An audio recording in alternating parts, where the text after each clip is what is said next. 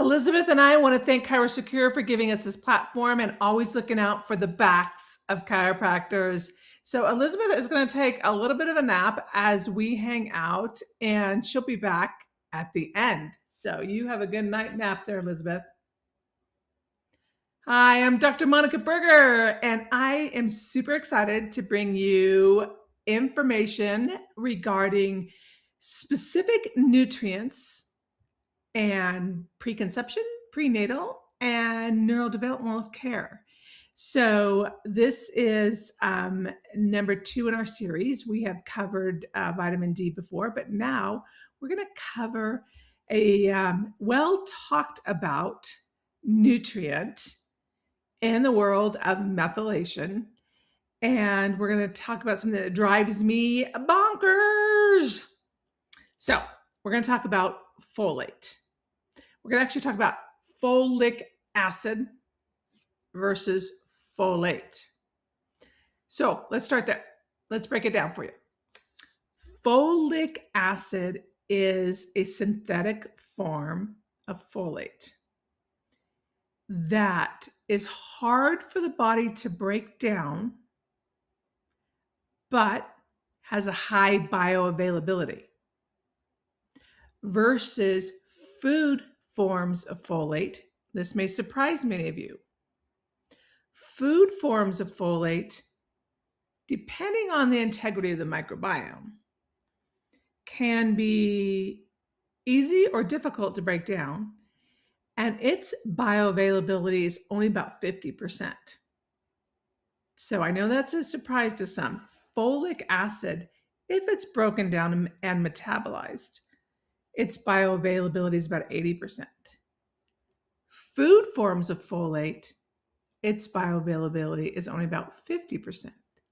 Now, we have a third choice, a third contender here, are supplemental forms of methylfolate. 5-methyl tetrahydrofolate, 6L methyl tetrahydrofolate. You'll see those on supplement labels. Those are easier for the body to break down, easier than folic acid. And that bioavailability is about 80% as well. So those are 3 categories we're looking at. Now, why do we want to take a little keen eye to folic acid? Well, there's a couple of reasons there. First of all, it's harder to break down. There is a gene or an enzyme that reduces it from that form down to a folate form. It's called, the gene is DHFR. You don't need to know that. But if that gene is stressed out, either because of mutation or not, just because you're stressed out, you're going to have a harder time breaking down folic acid to even get to use it. And the other thing that can happen is you can end up with this thing called unmetabolized folic acid. That's what I want to focus on because I just got an amazing new paper that I want to share with you. So, unmetabolized folic acid is linked with things that we don't want. First of all, it can go into the cell and it can block the folate receptors from being able to grab onto the good stuff and utilize it. So that's one thing. The other thing is unmetabolized folic acid is associated with things like cancers, cardiovascular risks, and neurodevelopmental disorders.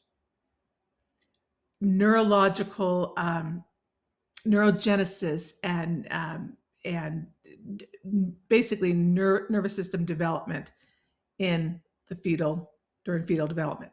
So it's important to understand that folic acid can clog the system, stay in the body, called unmetabolized, and that can lead to health consequences and neurodevelopmental consequences that we don't want. The other thing that folic acid can do is it can disguise a vitamin B12 deficiency. So when we're talking about folate, we're talking about the vitamin B9. It can disguise if we use folic acid, and it stays unmetabolized, it can disguise a B12 deficiency. And why is that important? Because B12 is needed to break down this thing called homocysteine. And if that stays too high, it can lead to miscarriages. Okay, so I know that was a lot to take in, but we've kind of laid the foundation of why I want to have this conversation. Because so many times I've worked with patients, and I hear it all the time, especially if a woman has a hard time conceiving or has had a history of miscarriages or what have you, is they get tested for what we call MTHFR mutation. And there's various forms of the mutation. You need to understand what they all mean. But what happens, unfortunately, is women get thrown, anybody that has that mutation, they get thrown on to extra B9 supplementation, whether it be folic acid or the more active form of folate. And that's not necessarily a good answer, because either form, folic acid or folate, basically B9 curve, too little is not good, too much is not good. Either end of the spectrum can act as a gene mutation. It can, what is called hypomethylate. It leads to decreased methylation.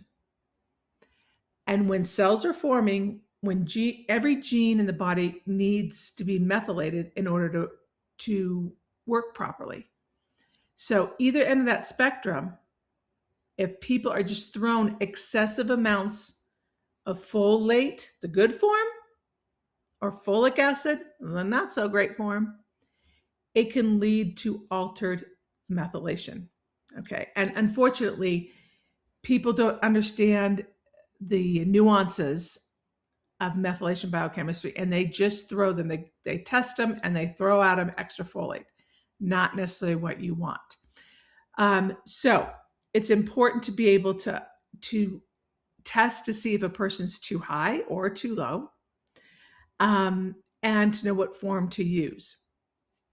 So this paper that just came out looked at prenatal vitamins, and specifically prenatal vitamins that had folic acid in it versus prenatal vitamins with folate. And what they found was those individuals, it was a mom-dad duo that they tested. Those taking a prenatal with the folic acid had 31% of unmetabolized folic acid in the system. Okay. Those taking the form of folate had only 7% in their system. So that's incredibly important to understand. It's thought that in the United States, about 35% of individuals are taking a folic acid supplement. About 95% of individuals in the United States have been tested too high in the unmetabolized form of folic acid. And in Canada, that number is about 95% tested high for unmetabolized folic acid, 97% of pregnant women. Now, mind you, this is related to neurodevelopmental consequences, especially things like autism. And even in a study in Canada, they found 40% of adults were high in what we call red blood cell or RBC folate. So it's either form that can cause the disruption in neurodevelopment. Now, a couple populations I want you to be mindful of. The pregnant population. Many women are told to take extra folic acid for supplementation for neural tube defects. Too much can be detrimental. The other population I want you to be mindful of are those with autoimmune disorders, which are rapidly rising in the United States, because many of those individuals are on a prescription called methotrexate. A lot of M words, huh? And that methotrexate drives down B9. And they are often told to supplement with folic acid. So, your takeaways. I know that was a lot. Your takeaways. If you're working in the preconception prenatal care, do a deep dive history. Do they have a history of taking folic acid? Were they ever prescribed it or taken it over the counter? Look at their prenatal supplement or their daily vitamin supplement. What form is in there? And let's switch to the methylated form. Teach them about diet. Much of the folic acid in the United States comes from food, from our food sources, from processed foods, because they started putting this in folic acid in processed foods for prevention of neural tube defects, I think back in the 70s. So we can be getting an abundance of it through our diet. So we want to do a history of the diet, switch them to whole foods with natural folates. Again, only about 50% of that is metabolically available. But it's working from preconception through prenatal, through postnatal period on how to best tailor a lifestyle from diets, supplements, etc., in order to have that good balance. Not too little, not too much. You can test their blood levels if you're seeing excessive amounts of folate or folic acid in the blood or in the red blood cells. So lots to percolate on that story that I just gave you, but a necessary need to know, because we're seeing more and more neurodevelopmental challenges associated with too much of either of these substrates.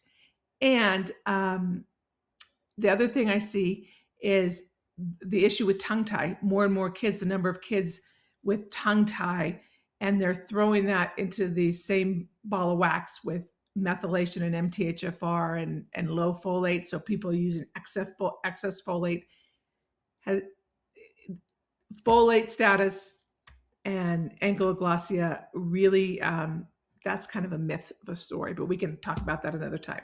So lots to percolate on that. If you want to know more about neurodevelopmental challenges, what to look for, how to support preconception, prenatal period, how to look at motor milestones that can be affected from poor nutrition, then I need you to scroll down now, join our 6 pillars of neurodevelopment, and you will get everything you need to know to optimize the health of mom, baby, dyad, and a future generation. So don't be left out. Go down and get that right now.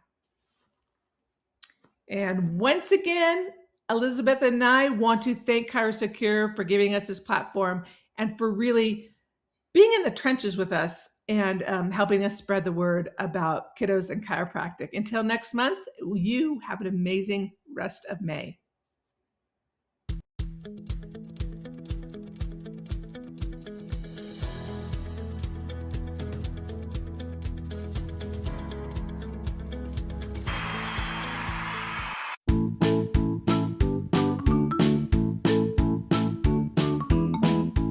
Today's pediatric show, Look to the Children, was brought to you by ChiroSecure.